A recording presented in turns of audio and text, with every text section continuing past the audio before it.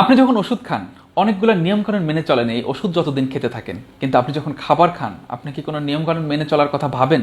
অথচ পৃথিবীতে সবচেয়ে বড় মেডিসিন হচ্ছে খাবার। খাবার খাওয়ার ক্ষেত্রে আপনি কোন কোন বিষয় মাথায় রাখবেন সে বিষয়ে কথা বলবো আমি, পুষ্টিবিদ ইমদাদ হোসেন শপথ। প্রথমত আমরা বলে থাকি আপনি খাবার খাওয়ার ক্ষেত্রে খাবারটাকে চিবিয়ে খাবেন যথেষ্ট পরিমাণে, এটা যাতে পেটে গেলে ডাইজেশনটা ইজিলি হয় এবং এর থেকে যা নিউট্রিশন পাওয়ার কথা সেটা যাতে খুব ইজিয়েস্ট ওয়েতে আপনি পেতে পারেন, সেই জন্য সবচেয়ে ভালো পদ্ধতি হচ্ছে আপনি খাবারটাকে যথেষ্ট পরিমাণ চিবিয়ে খাবেন। খাবার খাওয়ার সময় আপনি অযথা খুব বেশি কথা বলার প্রয়োজন নেই। আপনি অনেকে টিভি দেখতে দেখতে খাবার খায়, মোবাইল টিপতে টিপতে খাবার খায়, এদের ক্ষেত্রে যেটা হয় আপনি কতটুকু খাচ্ছেন আর কি খাচ্ছেন এটা আপনার মাথায় কাজই করছে না, আপনি শুধু খেয়ে যাচ্ছেন অথচ আপনার মনোযোগ অন্যদিকে। এজন্য খাবার খাওয়ার ক্ষেত্রে খাবারের মধ্যে মনোযোগটা থাকা খুব জরুরি, তাহলে আপনি বুঝতে পারবেন আপনি আসলে কতটুকু খাচ্ছেন এবং কি কি খাচ্ছেন।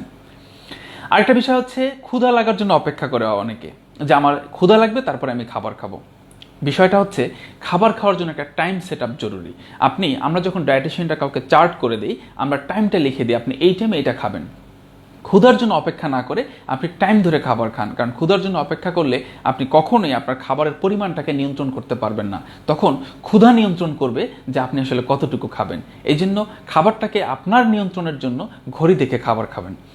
খাবার খাওয়ার পর অনেকে যেটা করে সেটা হচ্ছে ঘুমিয়ে পড়ার চেষ্টা করে, বিশেষ করে দুপুরের খাবারের পরে। আমি বরাবরই বলে থাকি দুপুরের খাবারের পরে কেউ তো ঘুমাবেন না। অবশ্যই আপনি যেটা করতে পারেন সেটা হচ্ছে একটু হাঁটাহাঁটি করতে পারেন, বসে থাকতে পারেন, আর রাতের খাবার খাওয়ার পরে কমপক্ষে 1.5 থেকে 2 ঘন্টা পরে আপনি ঘুমাবেন। আরেকটা পরামর্শ হচ্ছে অনেকে খাবার খাওয়ার মাঝে পানি খায়, এটা খাবার করার কোনো প্রয়োজন নেই। আপনি যেটা করতে পারেন খাবার খাওয়ার সাথে সাথেও পানি খাবেন না, কমপক্ষে 15 থেকে 20 মিনিট পরে পানি খাবেন। আর সেকেন্ড হচ্ছে অনেকে যাদের ওজন অনেক বেশি, খাবারের প্রতি তাদের আকর্ষণ বেশি, খুব ক্ষুধা পায়, তাদের জন্য পরামর্শ হচ্ছে যে আপনি খাবার খাওয়ার কিছু সময় আগে 5 থেকে 10 মিনিট আগে যদি আপনি পানি খেয়ে নেন তাহলে আপনার ক্ষুধা অনেকটাই কমে যাবে। কিন্তু কোনোভাবেই খাবার খাওয়ার মাঝে পানি খাওয়া যাবে না।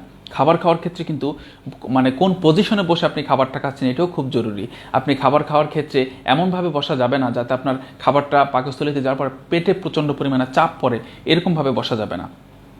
আপনি এমন পোশাক পরে খাবার খেতে পারবেন না যেটা করলে এই পোশাকের কারণে আপনার খাবার পেটে প্রচণ্ড চাপ পড়ছে।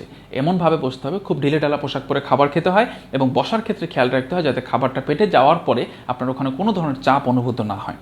আরেকটা গুরুত্বপূর্ণ বিষয় হচ্ছে অনেকে খুব তৃপ্তি সহকারে খাওয়ার পরেও খাবারটা মজার কারণে আরও বেশি খেতে চায়।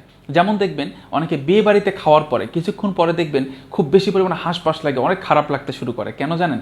কারণ বিয়ে বাড়িতে কখনো কেউ কিছু ভেবে চিন্তে খায় না, যতক্ষণ মজা লাগে ততক্ষণ পর্যন্ত খায়। অথচ আমি যে খাবারটা খাই এইটা পাকস্থলীতে গিয়ে পৌঁছানোর পরে ব্রেনে যে সিগন্যাল দিবে আপনার পেট ভর্তি, এখানে প্রায় 20 থেকে 25 মিনিটের মতো টাইম লাগে। যতক্ষণ পর্যন্ত ব্রেনে পৌঁছাবে না যে আপনার পেট ভর্তি ততক্ষণ পর্যন্ত আপনার খেতে ইচ্ছে করবে।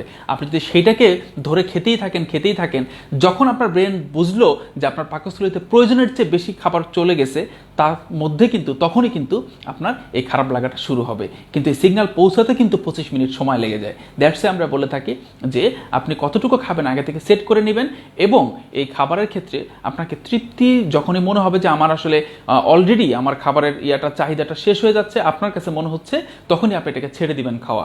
এর পরবর্তীতে তৃপ্তি সহকারে খাওয়ার পরেও অনেকে যে অতিরিক্ত খাবারটা খায়, এটাই তার ক্ষেত্রে অনেক ধরনের জটিলতা তৈরি করতে পারে। সর্বশেষ পরামর্শ হচ্ছে খাবার খাওয়ার ক্ষেত্রে আপনারা যেই নিয়মগুলো বললাম এগুলো যদি আপনারা ঠিকমতো মেনে চলেন তাহলে এই খাবারটাই আপনার জন্য হতে পারে সবচেয়ে বড় ওষুধ। আমরা যখন ওজন বেড়ে যায় তখন চিন্তা করি কিভাবে ওজন কমাবো, কিন্তু আমরা যদি চিন্তা করি আমার ওজন যাতে না বাড়ে সেই দিকে যদি নজর দেই তাহলে আসলে এত বিষয়গুলো, এত শারীরিক সমস্যাগুলো আমাদের দেখা দেয় না। তাই আপনাদের জন্য পরামর্শ, খাবারকে এমনভাবে গুরুত্ব দিন যেটা আপনাকে ভালো রাখবে। আপনি যদি নিয়মকানুনগুলো মেনে চলে খাবারটা খান তাহলে এটাই হতে পারে আপনার জন্য পৃথিবীতে সর্বশ্রেষ্ঠ ওষুধ। ভালো থাকবেন সবাই, ধন্যবাদ সবাইকে, আল্লাহ হাফেজ।